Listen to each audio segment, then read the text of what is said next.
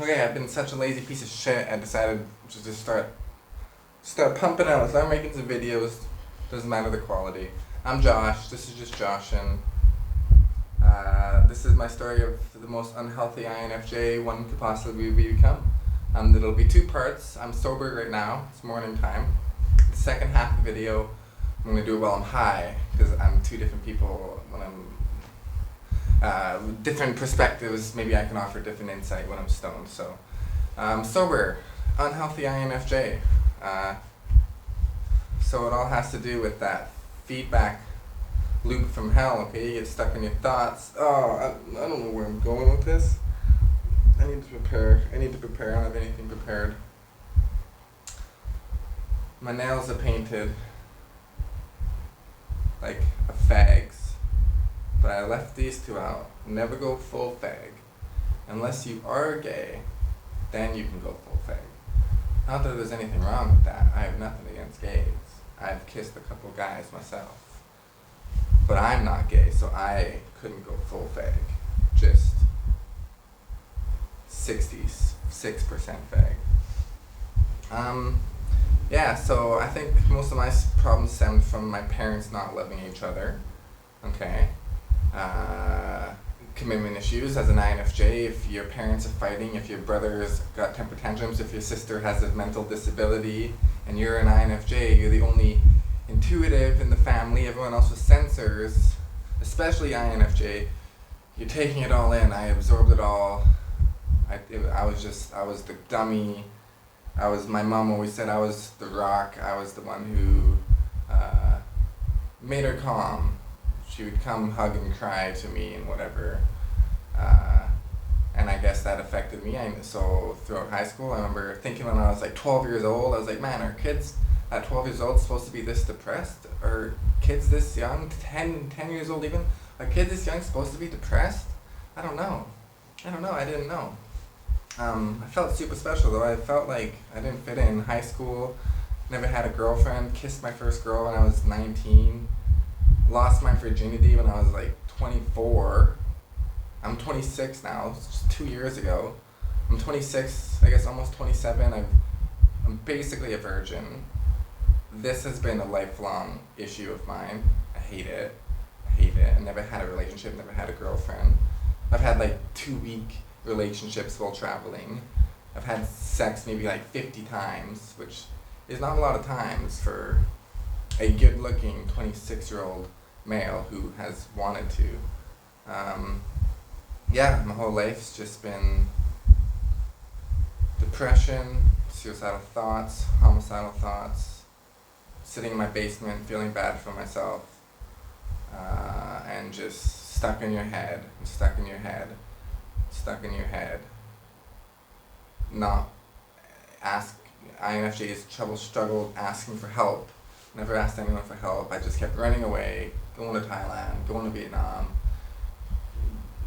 running away. And right now, as I'm talking, I'm currently in Thailand. During this whole virus thing, I'm living on an island in Thailand, which is cool.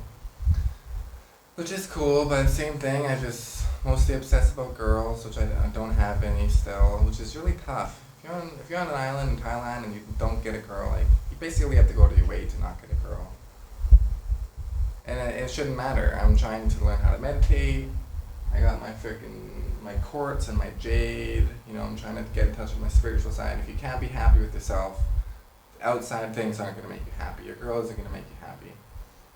Let me talk about just how fucked up these thoughts I had were. Okay, so since I was so obsessed in my early 20s with girls, and that I never had one, and I wasn't able to get one, even though I just wasn't doing it. I would just instantly I'd see a pretty girl, and I'd instantly think about, like, boom, cutting her head off with a fucking sword, or beating her to death, or I instantly labeled her a whore, slut, fucking stupid cunt. And that went on for years and years and years, and I wrote raps about it. I could read some of the raps sometime. really like decapitate the bitch's head. Now she won't say no to blow. All the blood that she just bled, I use as lubrication, ho. So all kinds of rape fantasies, but I never wanted to actually do any of these things. These are just the subconscious, unconscious thoughts that would pop in my head, and I would allow them to run rampant, okay? It's very incel-like. I related a lot with the incels. But of course when I came across girls, like, I want the best for everyone, I truly do. INFJs, they just want the best for everyone. But these are the thoughts I was having, I couldn't help it. So for 4 years, these thoughts ran like crazy and got worse and worse and darker and eviler and more suicidal. I probably went 2 years straight without a suicidal thought, getting blackout drunk by myself, so having to smoke weed every day. Still now I struggle with that. I got weed right behind the camera right there. And I think I almost overdosed a few nights ago. I took 360 milligrams of codeine, snorted 2 of the pills, 3 Valium pills, 10 milligram Valiums, 4 big beers. Then I went to sleep, had this dream. I'll read it out loud.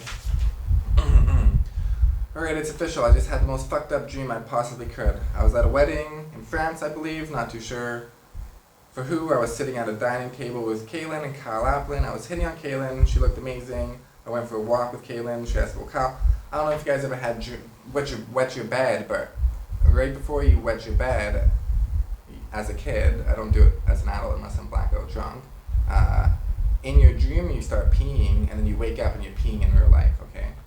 So in my dream, someone came, then the air started to slowly fill with smoke, and I started running. I was asking random people where I was, and how the fuck I got there. I quickly realized something was wrong, and that I was either dreaming, or in that state you go in right before you die. As I was running, the whole wedding party with my mom and friends started almost mocking me. I was going to attempt to climb this large tower, but then decided to lay on the ground and beg to wake up. So in my dream, I realized I was dreaming. I realized the smoke was filling my dream. I was smelling like fire smoke. So I thought about the pee dreams, like, oh shit. When I started to pee in my dream, it's pee in real life. So I'm like, oh shit. In real life, it's there's a fire, or I'm gonna die. So I laid on the ground. I begged to wake up. But I took too many drugs and alcohol to actually wake up from the dream. So I kept repeating, wake up, wake up, wake up. I don't want to die yet. Then when it became evident I wasn't going to wake up, I accepted my death in real life and said, fuck it. I wasn't really enjoying life anyway. So since I had 8 years now of suicidal thoughts, so in my dream, it was just a few nights ago, it was just like 4 nights ago. In my dream and in real life, because I knew I was dreaming, I was like, fuck it. I didn't want to live anyway. I accept my death. I'm ready to die. Then I woke up. Immediately after I woke up. So I woke up and I immediately wrote this down. Did I maybe almost overdose? Did I come close to dying and the dream was a warning? All I know is that it was extremely fucked up and I need to start taking life more serious. I need to get sober. 100% sober. Not even those stupid fucking Valiums. That had to have been a warning. I was so sure that in my dream I was dead in real life.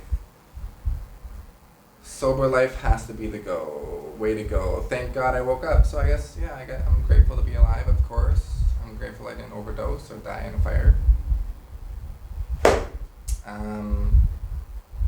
Back to the cutting girls' heads off, okay, so very unhealthy INFJ.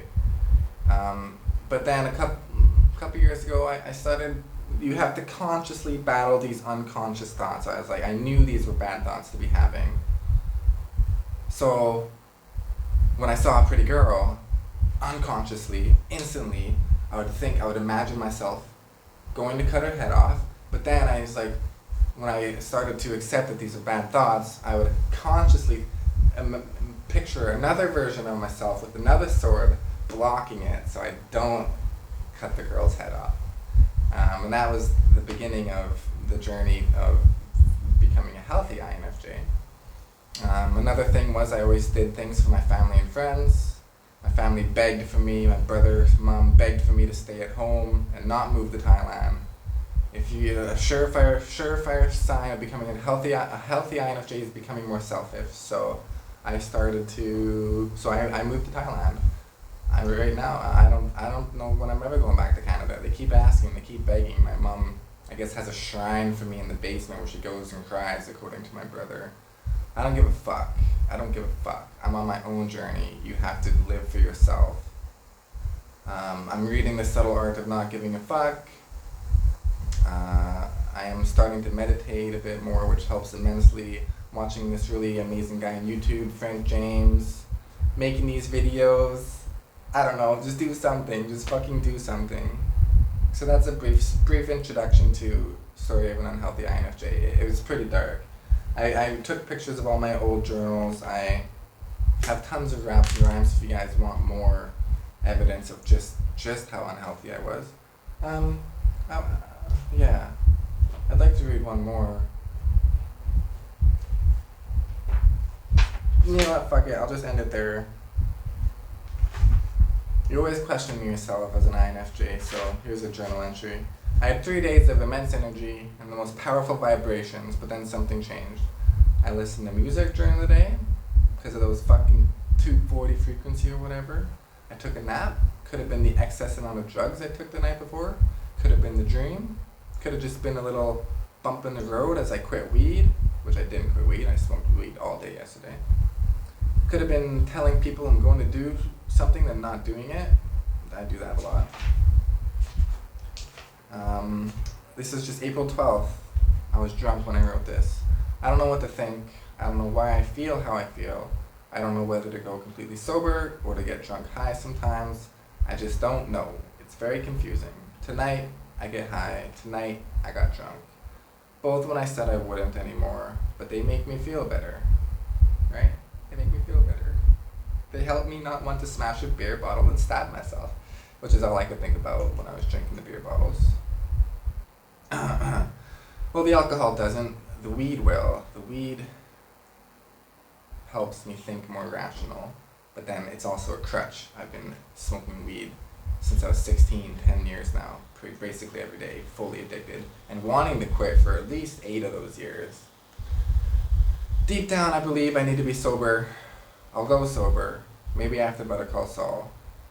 Maybe after I move somewhere where I know no one. My nails are painted like a fag's. I'm a poet, and you didn't even know it. Yeah, okay, so that's the first half of the video. It's probably too long already. I'll get stoned later, maybe make a second half of the video where it's more heist. Maybe I'll write some notes even. Okay, cool. Well, yeah, stay tuned.